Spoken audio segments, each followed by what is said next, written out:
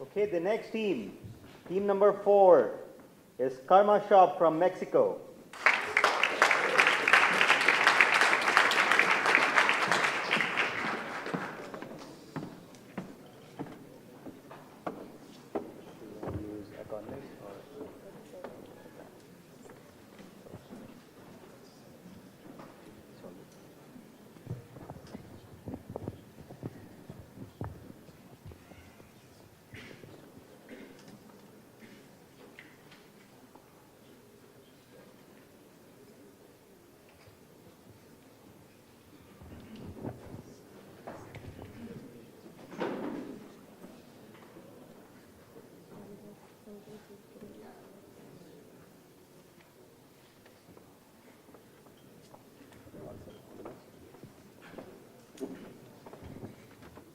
Hello. So when I was in college, I began my first startup, and this year I asked my sister to join me. She was working at Oracle at the time in Guadalajara, a city from Mexico, and I was working in Monterrey with my startup. So she decided to join me to leave Oracle and join the startup, and so we applied to the Intel Challenge, and we won the first round in Mexico. We were super excited to win. They gave us a scholarship to come to Unital Camp in the summer. But then we realized we needed to pay for the flights, for the lodging, and for many more things, for another tuition for my sister. So we realized we needed to make $9,400 in 2 weeks. And as we came back from Guadalajara to Monterrey to work in the startup, we were wondering how in the world are we going to make this kind of money in 2 weeks? So we were thinking, and then we thought, you know how your family and friends are always telling you they'll be there for you whenever you need it? So it was time to prove it. But we also thought, wouldn't it be cool? We know they all have different budgets, so wouldn't it be cool if they could treat us to something depending on their budgets, like treat me to a coffee or treat me to the bed for a bed one day or for a lunch or something. And so the first version of KarmaShop was born. We actually made 11,000 in 2 weeks. That's where we came to the Unital Camp in the summer. And 44% of the people that helped us were people we didn't know before. As we were in San Francisco and Unital Camp in the summer, we received 40 requests of people that wanted to use this tool for their own fundraising project. So we decided to leave aside the other startup and work with this one. And the first candidate we had was this team that it's called Hotspot. They won the Angel Hack. They made it to the finals and needed to come to San Francisco for demo day. So we launched their campaign. They raised the money. They came to San Francisco and they won the entire competition. Our second project was a girl named Tiana. She was diagnosed with hip cancer, so she needed a prosthesis. She's a CrossFitter by heart. She practices CrossFit. So we launched her campaign. She received donations from all over the world, not only from people, but from big, well-known athletes. And she surpassed her goal in just 4 days. So she had her surgery. She started to upload pictures for people to know, like, here I am in the hospital. Thanks, John. You helped me, and thinking like everyone. And then there was a flood 1 month ago in Mexico, and more than 1 million persons were damaged by the flood, and so we thought the time was right to launch a campaign to raise funds for the Red Cross. We launched a campaign. It had a really good response from the people, and many people that were living outside Mexico began to thank us to give them an opportunity to help, even though they were not in the country. So the word started to spread, and people started to know about this. So the mayor of our city contacted us. And he was like, you know what? We could use this tool for the government. He has a really cool plan to eradicate poverty in the next 4 years. So he thought this was a tool they could use because he wants the community to contribute to help eradicate poverty. So that's when he hit us. We realized we could make this in such a big way. So this is happening because 10 years ago, most of the big tangible projects were mostly funded by people with big wallets. And today, digital tools are empowering millions of people around the world. to help and contribute to projects and causes, as big as they might be and as far away as they might be taking place. So together we're accomplishing what only 1% of the population could accomplish before. We truly believe that our generation is driven by the desire to change the world and make it a better place. And you can easily acknowledge that by knowing that 84% of them decided to donate to a cause this year, 54% of them are willing to donate monthly. They use websites and search engines in first place to connect via social media, and in second place to donate. And they're willing to use their network of family and friends in behalf of causes to fundraise in behalf of causes they feel passionate about. The problem is that even though online is the fastest growing channel for nonprofits, capturing 68% of the total donor population, 74% of the websites of nonprofits and causes are not effective. And when I say not effective, I mean try to go to a nonprofit's website and find the donate button. They survive by donations, and you cannot find the donating button. And it's not easy to use, and it's very boring, which translates into 47% of donors giving up. So what are we proposing is KarmaShop. KarmaShop is a cloud-based fundraising management tool. It's built by millennials for millennials, but so easy that anyone can use it. We're trying to bring online that incredible feeling of helping. KarmaShop can be used by nonprofits, for personal causes, by the government, by socially responsible companies, and even churches, anyone that needs to fundraise online. We deliver the necessary tools to enhance the process of fundraising online. So it's gamified. Donors get to choose exactly how they want to help. We provide the fundraisers analytics of the donors so they can see facts and how they're doing. It's very easy to use for both fundraisers and donors. In 3 clicks, you can be creating your campaign or donating. We build an engagement with donors.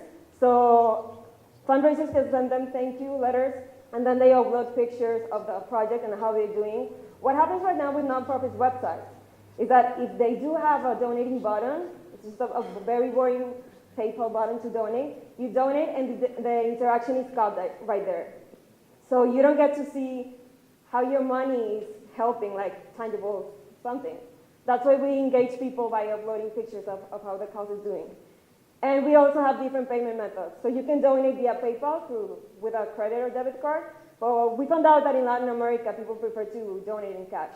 So that's why we also provide this opportunity to donate in cash. Our market size is of 16.5 billion, the addressable global market opportunity. That's composed by enterprise segment, the mid-market companies, and the low-end market. There are 5.5 million potential global customers and 1.4 million organizations just in the USA. So our business model right now consists of charging a fee to rent our software, and it depends on how much a cause wants to raise per month. So it starts in a very low fee of $50, and it goes from $50 to $100 per month. What we do right now is that when you donate, you get karma points. Right now, it's just a way to tell the donors that the universe owes them great things for being like great persons. But what we want to do with those karma points is that they can be exchangeable for goods in a specific stores or for certain products that the same fundraisers can provide. We're a team of 3. Andrea is specialized in user experience. Juan Carlos is our developer and has a lot of experience in software as a service. And myself, I'm experienced in customer experience. And what we've done in these last 3 months is we've launched 13 different campaigns. We raised more than $50,000 through those campaigns. We reached more than 113 countries. And we have returning visitors, the 40% of returning visitors, which means they're really engaging with the causes. And we think that online fundraising has become well known and understood, and the time is right to provide this technology to everyone. And as millennials, we don't want to just get a paycheck. We're driven by the desire to change the world. Thank you.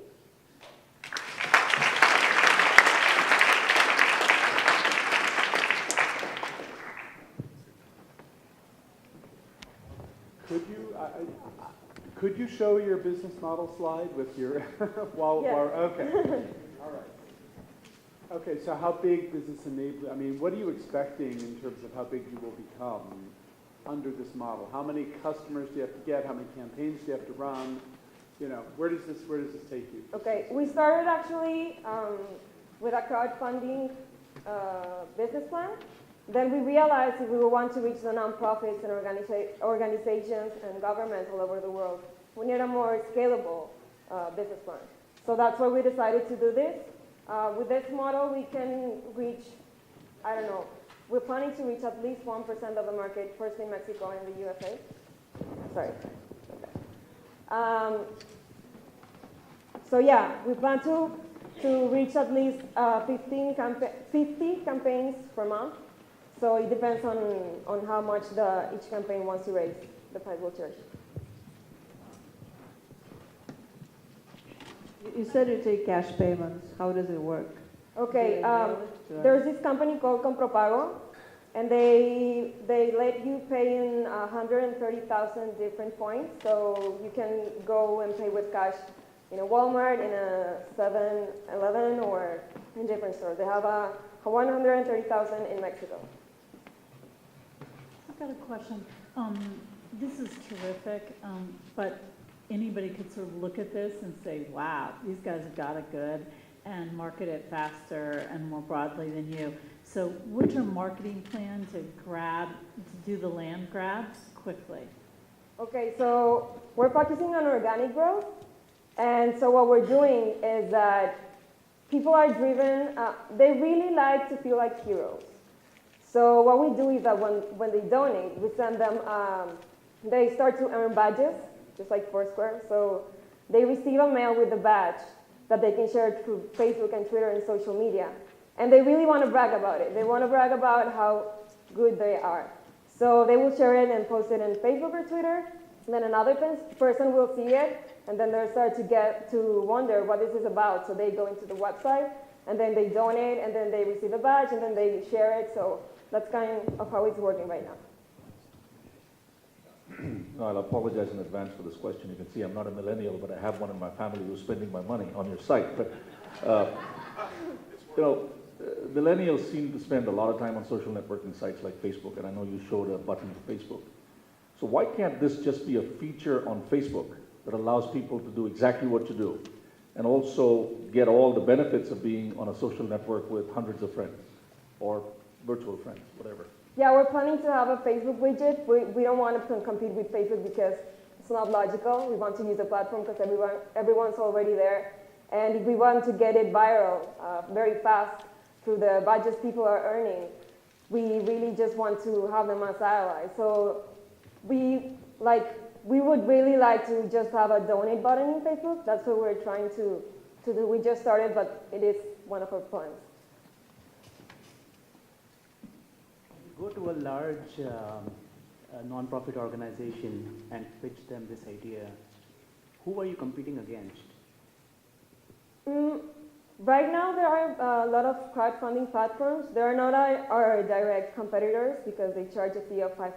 So if you're trying to raise a lot of money, it's better to just pay the rent of a service, and we're also providing the know-how and the right technology.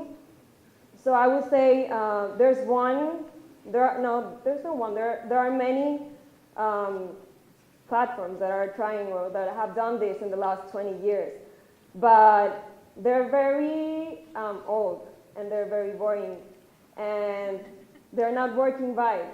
So the process is very long, and you have to fill a lot of forms, and then you're not motivated for it. So there are many, but we're doing this a little bit different.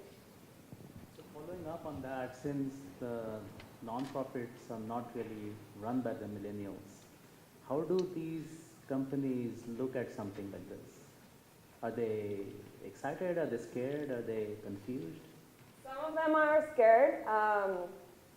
So they're having a difficult time to survive through donations. My mom has been working for 20 years in a nonprofit called Caritas. That's one of the biggest, and at least in Mexico. And she literally has to go and ask for people for donations, like physically, It takes a lot of time, it takes a lot of human resources.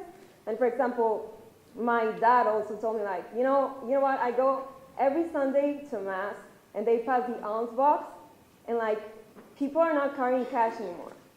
So the priest is very worried that he needs to make money to pay for the air conditioning, for the flowers, for everything. And everyone that's here could donate monthly from $1 to $10 to $1,000. But maybe they're not carrying the cash with them. So how about like having this tool when you can subscribe and you can donate monthly through a platform or something? So many nonprofits and even the government that called us, they're knowing that they have to change something. So they're beginning to be aware of that, but they don't really know how to. So that's where we are trying to kind of enter as an intermediary. So I really like the idea. I'm a little concerned there are a lot of other people that are sort of doing it. I don't know if you heard there was a town, I'm not sure where, there was a town that actually built a bridge using exactly this, right? That was the idea. So is part of the opportunity here to create these sort of creative campaigns? You know, you can buy a bolt, you can buy a, whatever. I don't know. I mean, do you have to sort of come up with sort of creative, this is what your money is buying kind of campaigns for each campaign you run? Is that the way this works? It's different than just a donation site? What we're doing is we're providing the software and the tools for everyone, every nonprofit in church and government to do what they want to do. So eventually, if a nonprofit wants to have like 20 different causes, and one cause will be to, to plant trees, and the other one will be to help a family or something, they can have whatever, build a bridge, they can do whatever they want. We're just providing the tools for them to make it very easy, so they can control different campaigns with this tool. And then people can help. The consumer experience is very different, right? Between, the site coming up and say, donate $10 a month, thank you, right? Versus buy this month's air conditioning or buy this month's flowers or buy, right? I thought that was part of your big idea. Yes. Is it? Okay. Yeah, so okay. I'm sorry. So it's not just a simple, donate button. No. It's a buy a cup of coffee for the priest or whatever. Yes, for example, this is the one we did for the flood. People could help with drinking water, with Red Cross, with food provisions. It targets different budgets. And what we do is that the fundraisers and nonprofits have this dashboard in which they get to decide what different items people are going to help with. So for example, the government needs 14 million pesos to contribute with a poverty project they're doing. And people can help with reforestation, with the buildings, with many things. And what they were saying is that we really want people to know where their money is going exactly to. So that's where they're going to have a limit on each item. And whenever they raise the money they need, for example, to reconstruction, they will change the item. Because people need also receipts and they want proof of what they're helping with. So that's kind of how we're addressing that. Right. Charities compete for the same, pretty much, access to money and charitable contributions. Why would they want to use the same tools? What will differentiate them? How do you sell it to your potential clients? Okay, so we're not a platform where the projects are not in the KarmaShop website. So for example, the government will have their donation system in their own website. So they will attract their own donors. And then other projects will have immediately also these icons in their own website. So that's how they target different people all around the world. So if the Red Cross already has a well-known market of people that help them, it will be on their website. So as providing them the tool to have them on their own website embedded, we're not making donors compete against each other. One last question. Just a quick one, just to follow up on that, to make sure I understood. So you license the software to whatever the entity is, and then they host and manage it in-house. Is that correct? Yes. We charge for people renting the software. We provide the know-how and different facts. We're planning on also offering the service to help them manage this. That's what we're doing right now. Actually, we're starting by helping them manage it because they maybe need to learn how to do it. We're also retrieving some data. For example, we know now by a fact that Thursdays are the day that most of the people donate. So for example, it's something, I don't know why, but. Okay, thank you, time up. Thank you very much. Thank you.